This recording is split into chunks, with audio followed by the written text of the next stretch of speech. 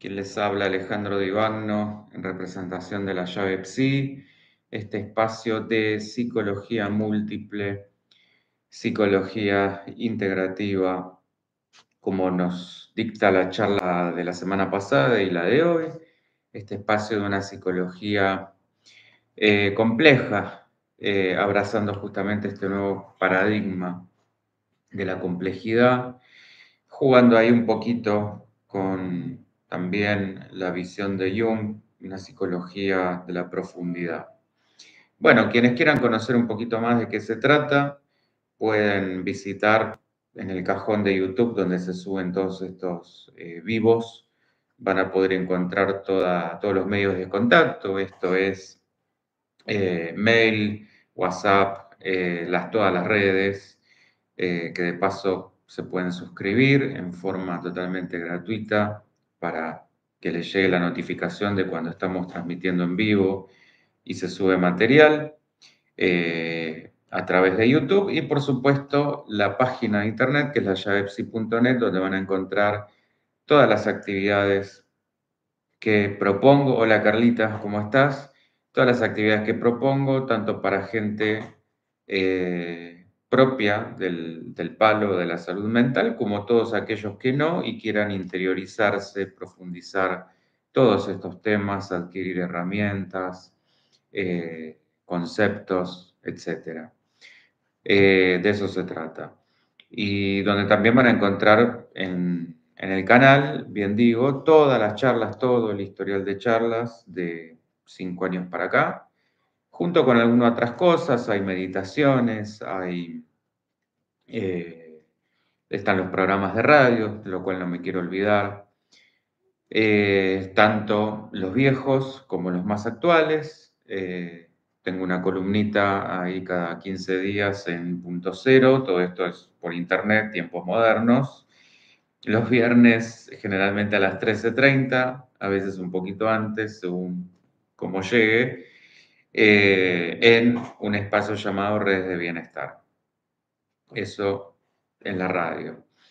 Después, bueno, quienes aún no me conozcan, la gente que se vaya sumando. Mi nombre es Alejandro Divagno, soy consultor psicológico, soy licenciado en psicología, soy periodista y trato al menos de ser escritor. Es un escritor novel, un hobby, una pasión. Así que bueno, estos espacios se tratan de una participación reflexiva, que podamos juntos interactuar en un ida y vuelta respetuoso, rico, profundo, buscando, hola Ana María, ¿cómo estás? Estamos aquí, sí, en YouTube y estamos en Facebook, donde vos quieras. Gracias igual ahí por también tirar el puntapié en el chat de YouTube. Bueno, y decía eso, proponiendo una razón crítica, un discernimiento en estos tiempos complejos que tienen que invitar a eso, justamente. Breve reseña del capítulo anterior, porque esto sería como la parte 2. Hablé justamente de la diferencia entre lo que es el paradigma o el pensamiento simple, de lo que es el pensamiento complejo o el paradigma de la complejidad. Para hacer un resumen muy básico, y no extenderme demasiado y poder continuar con la charla, lo que es el pensamiento simple es lo que conocemos como pensamiento binario. Esto en términos de versus, de opuestos, sos una cosa o la otra, estás de un lado o del otro. Blanco, negro, no hay grises, no hay matices. Y el pensamiento complejo, si bien lo incluye, porque no excluye nada, a lo que justamente invita es a esos intersticios, esos grises, esos matices, esos intermedios. Es decir, la posibilidad de la simultaneidad y de la multiplicidad. No es A o B, sino que puede ser A o B, bueno, perdón, A y B, y también más allá, es decir, abrirnos a múltiples posibilidades. Y esto va en consonancia con lo que vamos a ver un poquito también hoy, si bien algo ya hablé, de estos tiempos cuánticos, a partir de justamente la teoría de la relatividad de Einstein, que ha traído toda una revolución en la física. De hecho, entre paréntesis, de esto también se trata lo que procuro con la llave Psi, una interdisciplinariedad. Es decir, no se trata de hablar solo de psicología y de una psicología, es de todas las psicologías, por supuesto que cada uno tiene su corazoncito por algún lado, pero sin descartar, sin excluir, porque todas pueden aportar, y de todas las disciplinas, porque hemos hablado, quienes vengan históricamente siguiendo, hemos hablado de filosofía, que me encanta y creo que debemos procurarnos ser filósofos. Hemos hablado de mitología, hemos hablado de simbología, hemos hablado de sociología, hemos hablado de antropología, hemos hablado de biología, hemos hablado de metafísica, hemos hablado, bueno, seguramente de un montón de otras cosas que no me estaré acordando en este momento, pero esa es la idea. Se abraza todo, no se descarta nada, y en realidad terminamos con más preguntas que respuestas. El pensamiento simple justamente ligado a la física clásica, determinista, absolutista, mecanicista, causa-efecto, donde se buscaba predecir, medir, controlar, verificar.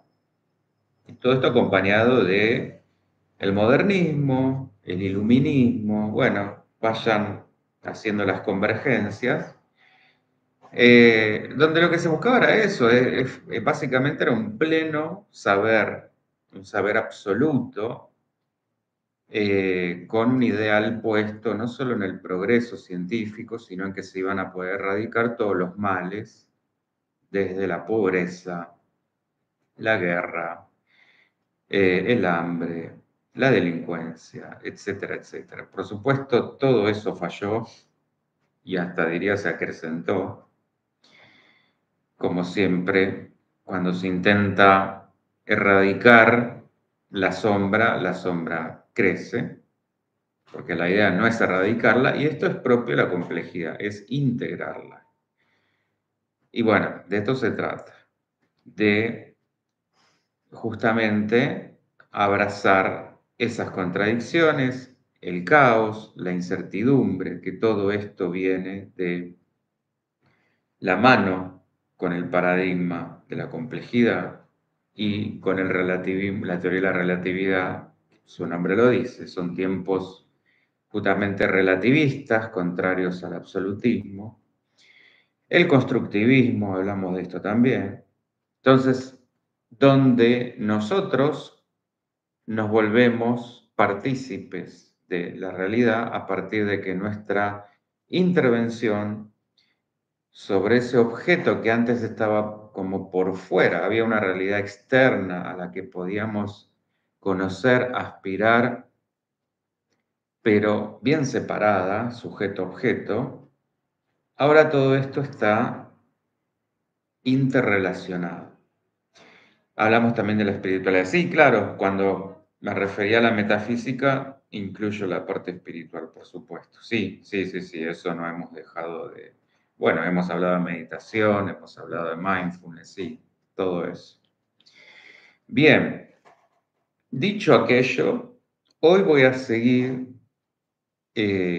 ampliando de qué se trata esto del paradigma cuántico, de su aplicación interdisciplinar, vamos a hablar de la transmodernidad, y vamos a hablar de la teoría del caos. ¿Está? Como ya saben, comentarios, dudas, preguntas, los chats están para eso, tanto Facebook como YouTube.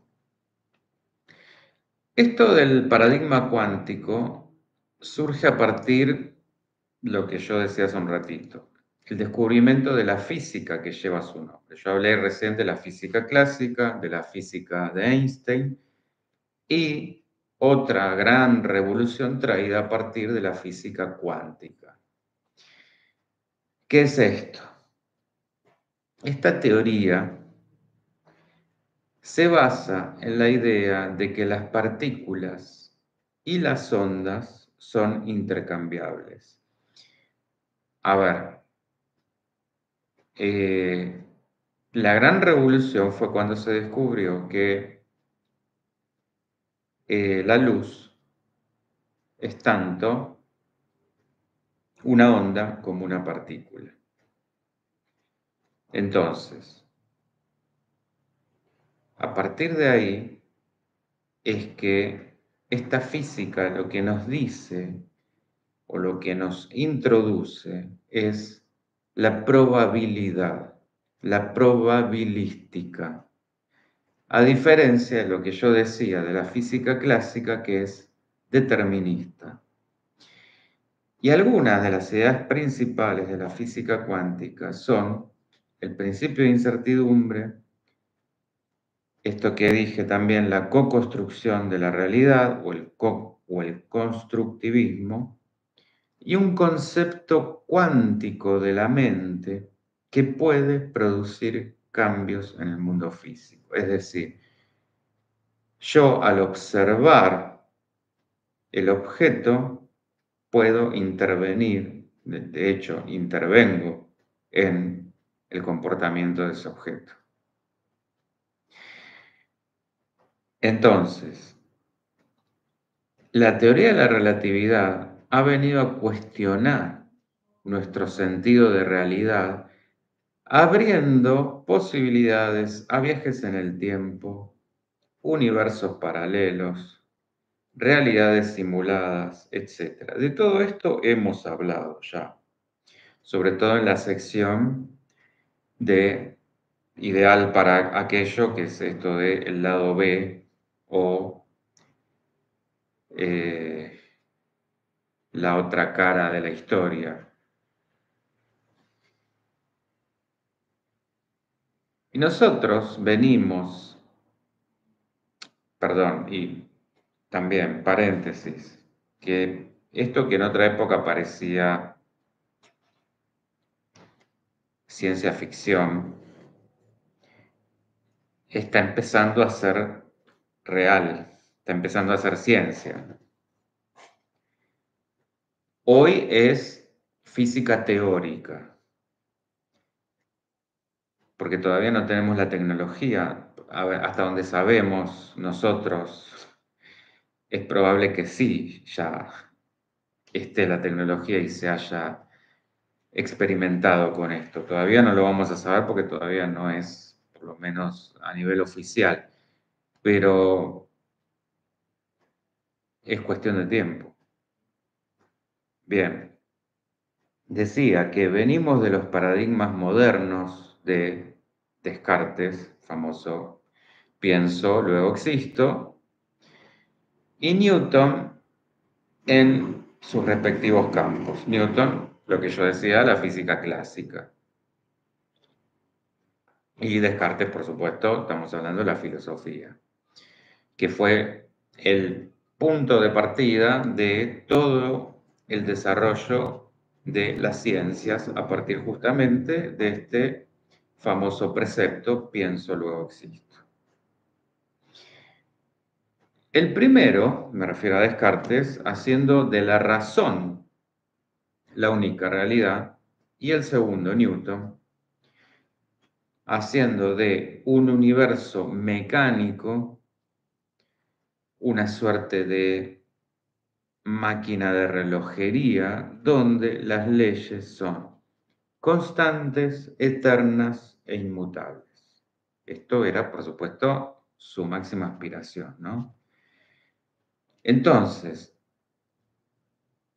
esto que dije, partimos de que hay un objeto por fuera que puede ser cuantificado, es, en síntesis, un universo material.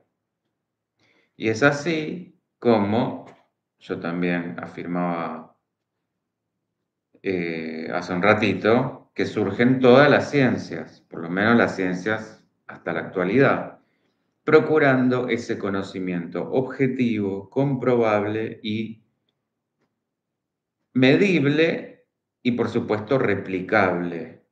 Hago un experimento 1.000.000 de veces con las mismas variables, me tiene que dar los mismos resultados para ser validado. Bien. Como decía Pitágoras, desde esta visión, Protágoras, perdón, no Pitágoras, perdón, he fallido. Como decía Protágoras, desde esta visión, el hombre es la medida de todas las cosas y se posiciona así como centro del planeta y del cosmos, del universo. Especialmente si hablamos del hombre occidental, que si bien sigue creyendo en un Dios, es un Dios también antropomorfizado, un Dios que mandó a su único hijo, hecho hombre, a salvarnos. Bueno, es que así de importantes nos creemos. Eso lo vamos a dejar para otra charla. Bueno, este paradigma creía, un poco también lo que aseveré unos minutitos atrás, que íbamos a alcanzar la felicidad a partir de los ideales de ese progreso basado en la razón que iba a desterrar todo lo que estaba mal en el mundo.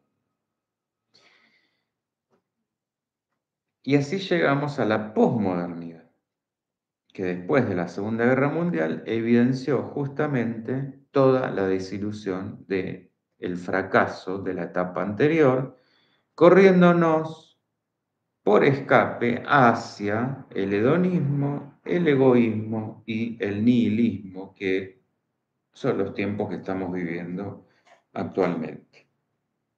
¿Estamos bien hasta acá? ¿Dudas, preguntas, comentarios? Ya saben.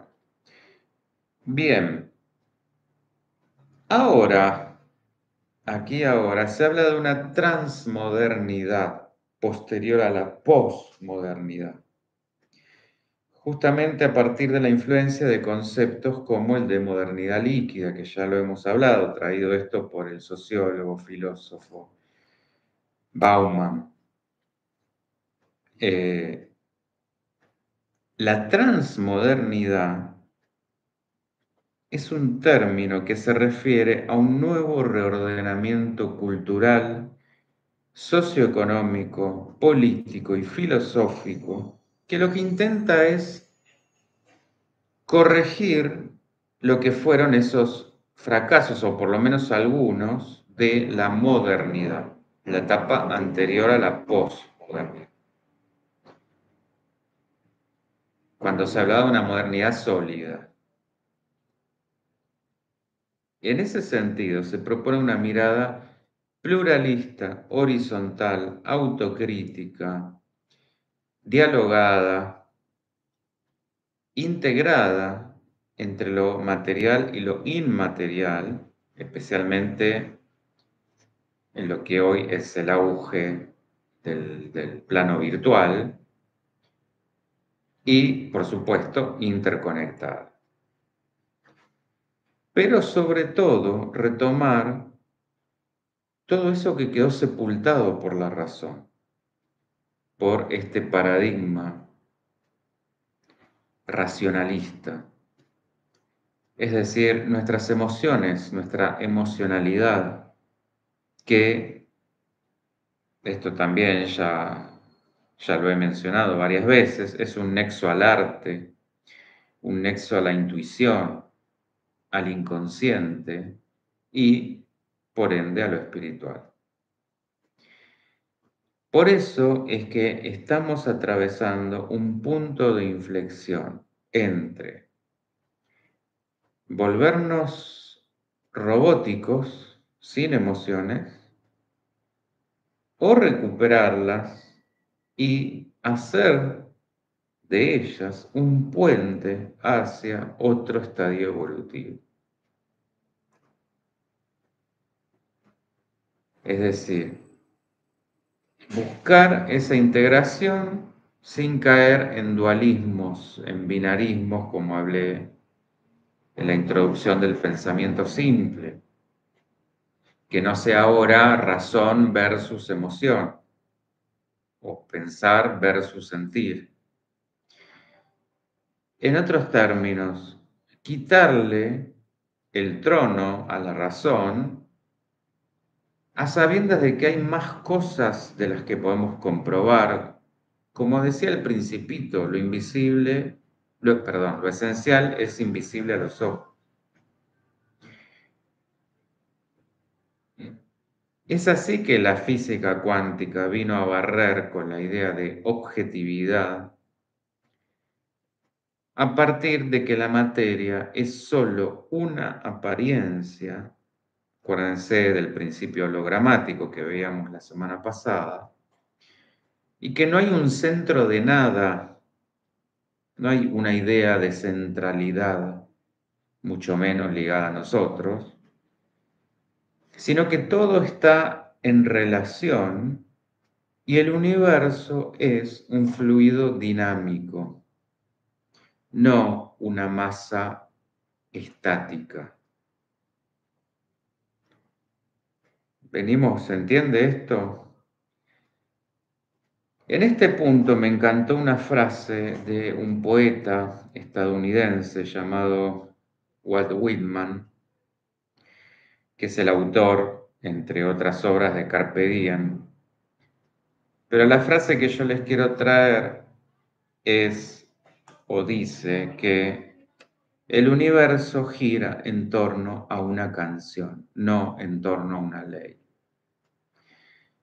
Si pudiéramos internalizar esta metáfora, cambia todo, toda la perspectiva, porque nos corre justamente de ese racionalismo al extremo y nos ubica en el sentir, en lo inexplicable, lo que puede provocar conmovernos a través de la melodía de una canción y lo que esto puede generar. Racionalmente es inentendible, es como diría un robot, es no computable, porque justamente no hay forma de poder explicarlo, se vive, se siente.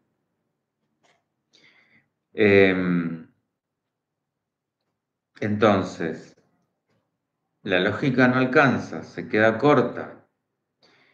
Ese real lacaniano que se nos va a escapar siempre. Ese resto que siempre queda por fuera. Donde solo podemos dar rodeos en el borde de ese agujero negro que nos captura de una manera ambivalente. Por un lado, la tentación de cruzarlo esperando salir a otra supuesta realidad más bella. Eso por lo menos sería lo que dictaría nuestra esperanza, pero por otro lado nos invade el terror de la desintegración, de la nada. Carla, la energía es esencial. ¿En qué sentido lo decís? ¿Por esto que decía de la canción? Entonces, estamos saliendo de el ver para creer y de otra forma de absolutismo, que lo que antes era religioso ahora es absolutismo científico, porque hoy decimos es un hecho científico cuando algo supuestamente no deja margen a dudas. El tema es que lo que hoy es un hecho científico mañana puede ser otro, o una versión revisada o ampliada de lo que hoy creemos que es un hecho científico. Acá va la cuestión. Entonces, una cosa es decir, hoy esto lo podemos ver de tal manera, lo podemos explicar de esta manera, pero nunca puede ser absoluto, porque la historia y la ciencia siempre van a ser revisadas. Y lo que hoy puede ser de una manera, mañana puede ser de otra. Entonces, esto es una invitación hacia el relativismo que nos impone la incertidumbre, donde la partícula es a la vez onda, que puede existir o no al mismo tiempo,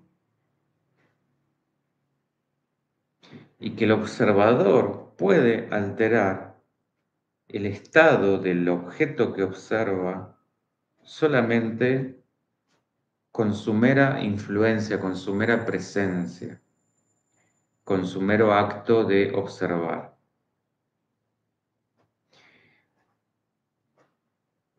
Y esto que decía Carla, que no hay materia, sino energía.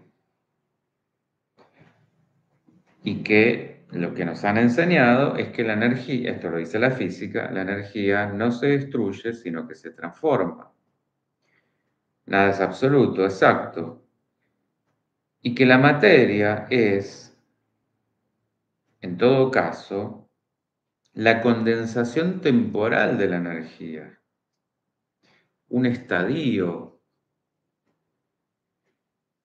Apelando al paradigma científico, la evidencia nos confirma que el origen, de hecho, fue a partir de un punto de energía hiperconcentrada. Esto es lo que nos han enseñado con el Big Bang.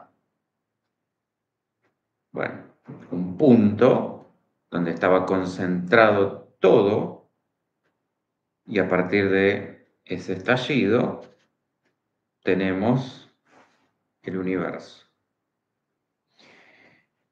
De modo que, resumiendo hasta acá,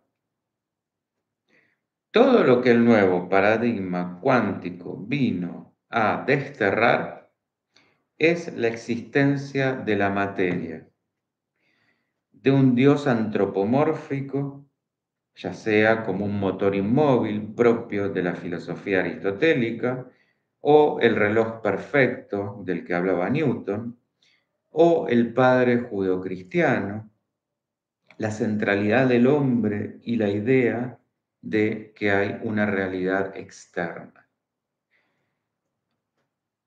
En su lugar, que todo está interconectado y forma parte de una gran red, de un gran entramado del que conocemos muy poco, que recién ahora estamos empezando a vislumbrar. Se trata de legitimar nuevamente el terreno mítico y místico propios del sinsentido o la sinrazón, porque justamente escapan al control y los condicionamientos mentales. Entonces, de vuelta, es integrar aquello con esto, que es justamente lo que yo todo el tiempo remarco y recalco, que es lo que pretendo con estos espacios.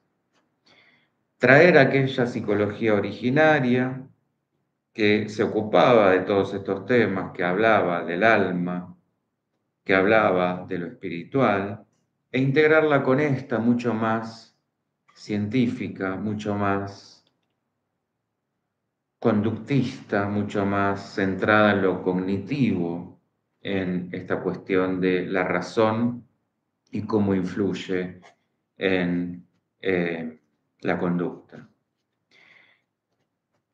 Bueno, esto es lo mismo, es por qué también se creen que insisto tanto con lo mitológico y todo aquello con lo simbólico. Bueno, justamente traigamos aquello integrémoslo con lo actual, porque estamos hechos de aquello, venimos de aquello. Si lo desterramos, si lo procuramos extirpar y decir, no, lo único que vale es lo de hoy y lo que pueda medirse, comprobarse y replicarse, estamos cercenando una buena parte de nuestra historia y una buena parte de un saber muy rico que nos permitiría justamente tener como la gran perspectiva o el panorama, no digo completo porque nunca va a ser completo, pero por lo menos mucho más integrado. Ese es el punto. Y siempre vamos de un extremo al otro, es cíclico, pero un camino cíclico donde en lugar de como ir siempre dando una vueltita más, pero a partir de una base ganada, es decir, como bueno, hemos alcanzado acá un techo y ese techo será mi piso de una nueva vuelta. No, esto es como hacemos un barrido de memoria y es volver, no digo al mismo punto, pero casi. Por eso es que repetimos y repetimos. Y esto nos pasa desde lo micro a lo macro. Eh, por eso también es integrar el sinsentido y la sinrazón propias de lo que antes era entendido como pensamiento mágico, con esto, con la razón y el sentido, para de eso no hacer ni un pensamiento mágico ni un pensamiento totalmente cerrado en el otro extremo, porque es tan dañino el pensamiento mágico desde lo fantasioso como el pensamiento totalmente racionalista que no permita o que quede cerrado a lo que entendemos como abrir la cabeza a nuevas posibilidades. Es decir, sabérselas todas, no desde el dogma, sino desde un supuesto cientificismo que también termina siendo dogma. Bien, unir esos hallazgos inconscientes con la razón consciente, pero en todo caso para animarnos a mayor complejidad, como si acomodáramos y reacomodáramos constantemente piezas de un gran entramado multidimensional. Una figura geométrica muy compleja y muy grande que está todo el tiempo como mutando y permanece, esto es lo más importante, siendo siempre un diagrama abierto, inconcluso, expansible, nunca cerrado, nunca definitorio. Bueno, de hecho la metafísica, que la mencionamos hace un rato, afirma que todo es energía.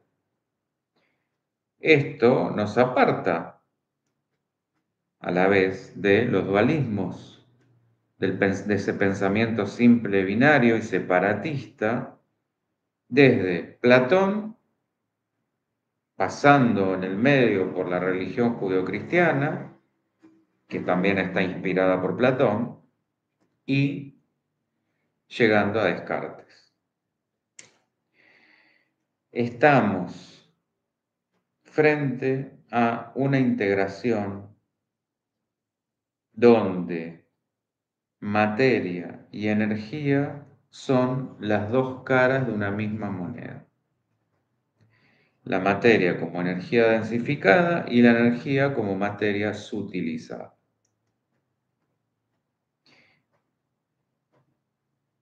Un nuevo concepto de materia entendida como un todo sistémico.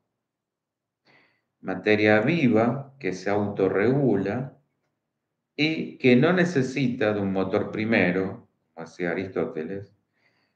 De hecho, hoy se habla de campos morfogenéticos. Esto es cuando se transfiere el aprendizaje de una nueva habilidad que toma un individuo de, de una especie a todo el resto de esa especie.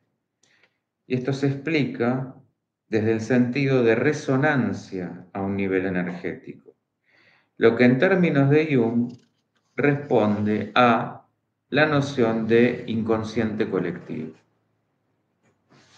¿Estamos? ¿Preguntas, dudas? ¿Estamos bien por ahora? De manera que, de vuelta, estamos frente a una nueva realidad paradojal como el experimento del gato de Schrödinger. Hemos hablado también de esto, ¿se acuerda el famoso gato puesto en la caja? Que hay también veneno puesto, un gas venenoso en esa caja, por lo cual hay un 50-50 de probabilidades de que al abrirla esté vivo o esté muerto.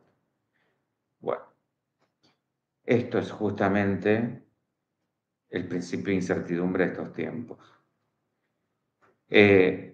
Carla, volver a lo anterior pero transformado en algo nuevo. Exactamente. Recuperar lo anterior. No porque sea anterior, no sirve. Y además de esto, del experimento, una nueva realidad holográfica, como expliqué la semana pasada, donde cada parte se integra con el todo. Esto que también le acabo de decir a Carla. Y ese todo es más que la suma de las partes. Morin, el representante del paradigma de la complejidad, dirá que necesitamos tanto de las partes como del todo para conocer. Por ende, no hablamos ya de jerarquías, sino de holoarquías. Es decir, esta realidad se compone de holones.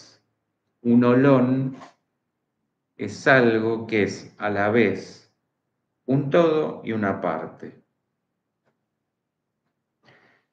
Entonces, vuelvo a enumerar los grandes cambios del paradigma cuántico. La realidad es una construcción mental, el hombre no es el centro de nada, la realidad es creada por sí misma, esto es fundamental, todo es subjetivo y hay una recuperación del vitalismo de Nietzsche frente a la decadencia de la primacía racional. ¿Se acuerdan este punto? Nietzsche justamente lo que proponía era una revalorización de los sentidos, del aquí y ahora, del vitalismo, contrario a esta defensa de el camino de la razón hacia un mundo ideal, un mundo del más allá, al que había que aspirar, y que este mundo era un mundo devaluado, despreciado, porque en realidad éramos justamente como una suerte de nuestro cuerpo encapsulado o esclavizado o aprisionado, mejor dicho, en el alma. Que lo único valioso era el alma y que, bueno, acá había que venir a parirla y que nuestro cuerpo básicamente era algo que estaba simplemente tapando lo que en realidad contaba. Nietzsche no es que reniega de aquello, pero dice, a ver, estamos en este mundo, valoremos nuestro paso por este mundo, valoremos nuestro cuerpo, porque en definitiva aquí ahora es lo único que tenemos. Este era el punto. Entonces, una recuperación de eso, la energía en lugar de Dios, sobre todo ese Dios antropomórfico, la multicausalidad paradójica y holográfica, la evolución espiralada, la incertidumbre y el caos. ¿Estamos? Voy a explicar esto de la espiral, que es un patrón que podemos observar en la formación de las galaxias, que podemos observar en el correr del agua, en los remolinos, y que podemos observar cuando el aprendizaje, esto es a nivel educativo, se asienta sobre otros aprendizajes significativos, críticos, y no cuando son memorísticos repetitivos. Bueno, la energía responde a ese mismo patrón. Por eso también la historia es cíclica, pero nunca es igual, a menos que nosotros seamos los que nos quedamos totalmente estáticos, que también sería muy poco probable, salvo que hablemos de una patología, y ahí es donde sufrimos sin quedarnos necesariamente totalmente estáticos, pero donde no cambiamos, cambiarán algunos breves detalles, pero básicamente sufrimos la condena de la repetición, que sin elaboración equivale a la pulsión de muerte. ¿Está? Bien.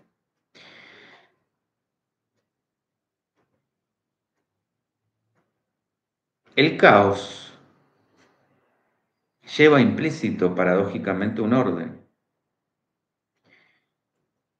A menos que nosotros resistamos ese fluido de la vida que cambia permanentemente y procuremos controlar ese caos desde nuestra soberbia e ignorancia,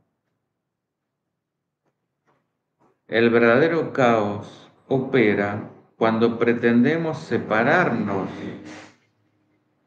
de la fuente energética, podríamos llamarla así, y nos volvemos robóticos, automatizados, alienados en la compulsión a la repetición. De vuelta, esto que dije hace un rato. Es decir, seres sin alma ni emociones. Fíjense que hoy en día lo que se está hablando es de ordenadores o computadoras cuánticas. ¿Qué es esto?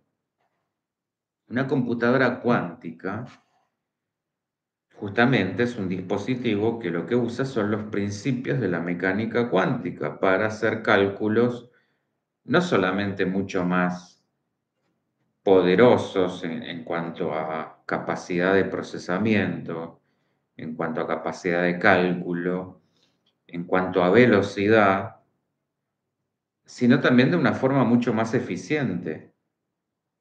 La principal diferencia entre lo que es un ordenador cuántico y uno común es la unidad básica de computación. Esto es el bit cuántico o qubit en lugar del bit.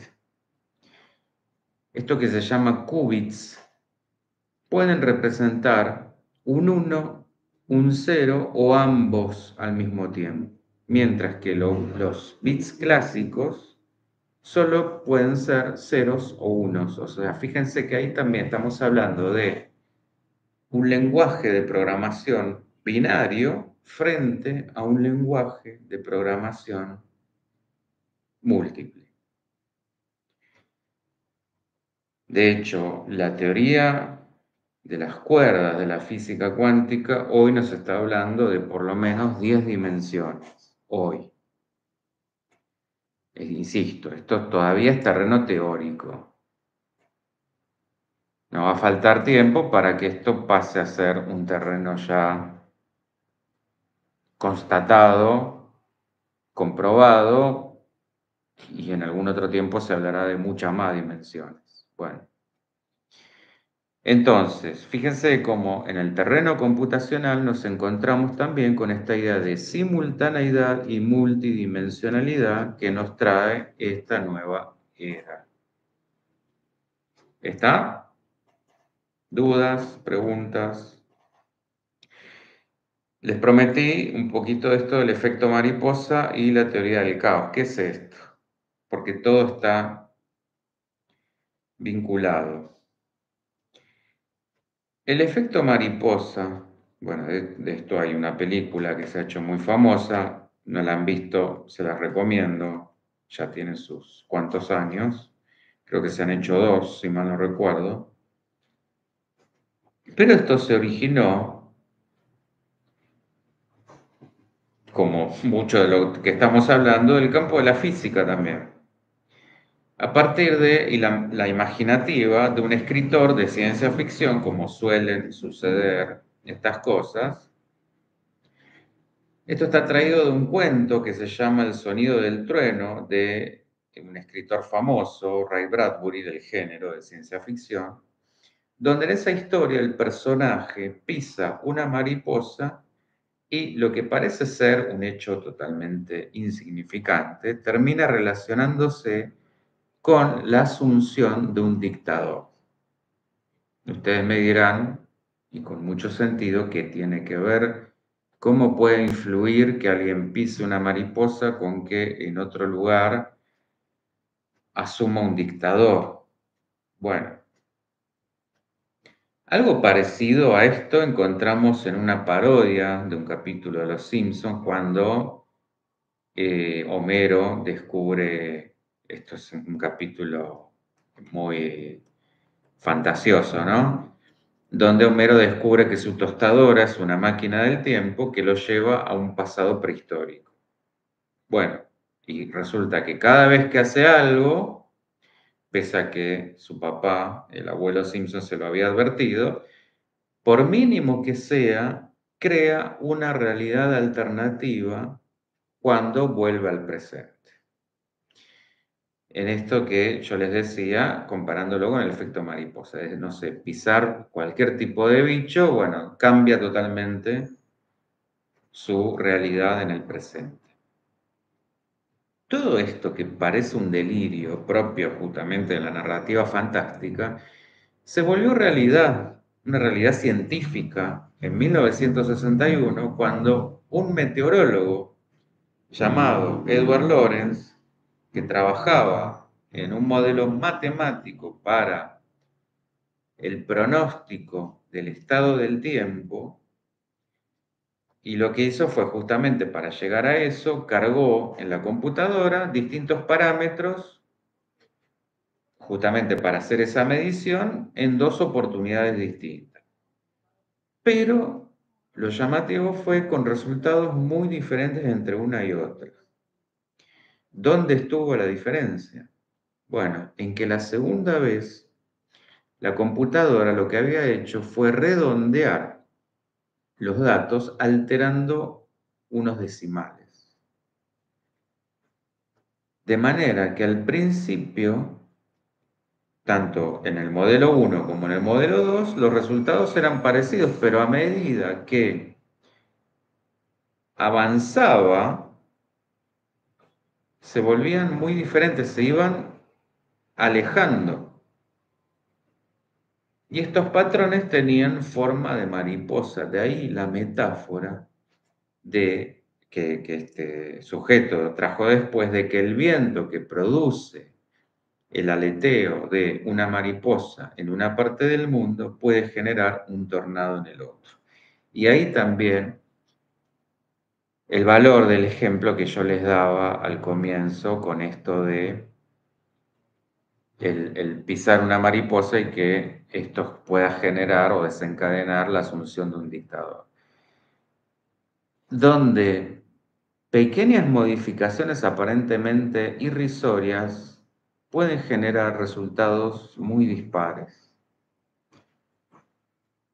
como esos cambios hormiga que uno justamente deja pasar porque no los detecta. Pero esto a lo largo del tiempo termina siendo muy importante. Bueno, así es que nació el efecto mariposa y la teoría del caos. En este sentido, que una variación, por muy mínima que parezca, puede derivar en un cambio monumental, provocando esa sensación de caos por este sentido de descontrol, de que se nos escapa, se nos escabulle como por debajo, como agua entre los dedos. Y esto fue revolucionario para la física clásica, esta que estaba regida por las leyes de Newton, que yo les decía al comienzo, que decía que, conocidas las condiciones iniciales de un objeto, podíamos predecir su evolución futura. Bueno, esto que yo les hablaba, esta pretensión de determinismo, es decir, que podíamos predeterminar desde los movimientos celestes hasta la trayectoria de una bala. Esta idea de un orden y un control absolutos. Esto que nos daba certidumbre, nos daba una cierta seguridad, un cierto consuelo, este recorte que hace el pensamiento simple. Bueno, la teoría del caos nos advierte que no podemos contar con datos absolutos, perfectos. ¿Por qué? Porque supone un universo imperfecto, parte de un universo imperfecto.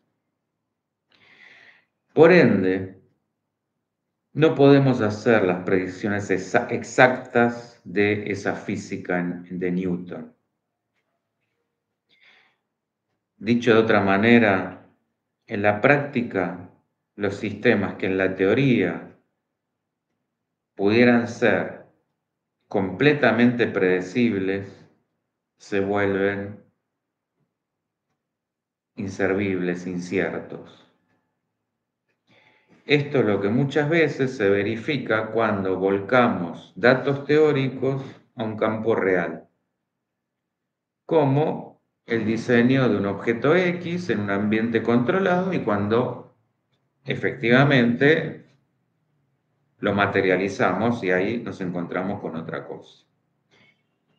Puede haber montones de variables que se nos estén escapando y donde en un ambiente controlado todo puede ser justamente como perfectamente predecible. Cuando cambiamos el ambiente nos encontramos que ya no hay tanto control. Entonces, en la física nos vamos a encontrar con que hay una diferencia entre lo que es un sistema dinámico que cambia o evoluciona, como el ejemplo que yo les daba sobre la predicción del tiempo, y que se puede volver caótico cuando es muy sensible a las condiciones iniciales o al cambio de condiciones. Lo que parecería ser azar, desde el caos, crea patrones, que esto es lo que yo les decía, el el orden dentro del desorden. O sea, que caos no es igual a desorden. Podría parecer a primera impresión aleatorio, pero el sistema sigue un orden hacia determinados atractores que en conjunto se llaman fractales. Un fractal va a ser la expresión derivada de que usó un matemático francés, pero es una palabra originaria del latín, fractus, que quiere decir fracturado, roto o quebrado. Pero lo interesante del fractal es que es un objeto geométrico en el que se repite el mismo patrón a diferentes escalas y con diferente orientación. Dicho más fácil, si le hacemos zoom, vemos lo mismo que si nos alejamos. Esto es lo maravilloso de un fractal. vamos a detectar el mismo patrón, así nos acerquemos mucho o lo veamos desde muy lejos. A fin de cuentas, para hacer como una suerte de conclusión general, la teoría del caos nos expone a las grandes preguntas de siempre, las preguntas existenciales que nos hemos hecho desde el principio de los tiempos y justamente a nuestra incapacidad de poder responderlas. Pero lo más interesante es que si no hay un determinismo absoluto, esto da lugar a la existencia de un vacío. A ver, ¿qué quiero decir con esto? No lo piensen en términos de todo o nada. Es decir, justamente lo contrario. Al hablar de un no absolutismo, está dando lugar a que hay infinitas probabilidades en el medio. Y la gran pregunta es si eso que queda por fuera del determinismo es lo que conocemos como nuestro margen de libre albedrío o de libertad. Bueno, lo dejo ahí picando para que lo pensemos, quizá de espacio para otra charla. ¿Está? ¿Ha quedado algo en el tintero? ¿Dudas? ¿Preguntas? ¿Comentarios? ¿Se ha entendido? Esto es lo que estamos viviendo en estos tiempos, así justamente de complejo. Nos guste, no nos guste, lo entendamos, no lo entendamos, está pasando y cada vez más rápido. Justamente lo que se trae es un nivel de velocidad, de aceleramiento, que nuestra cabeza, si no la preparamos, no está con la capacidad de poder procesarlo. Por eso esto nos está atravesando y tenemos que estar preparados. ¿Estamos? Bueno, ya saben, cualquier cosa igual pueden dejar los comentarios fuera del vivo, yo los tomo, como pueden proponer temas que les interese y por supuesto los podemos tratar en otra charla. ¿Está? Bueno, muchísimas gracias por estar una vez más ahí del otro lado y será hasta la semana que viene de vuelta a las 19 horas. ¿Está? Muchísimas gracias. Chau, chau.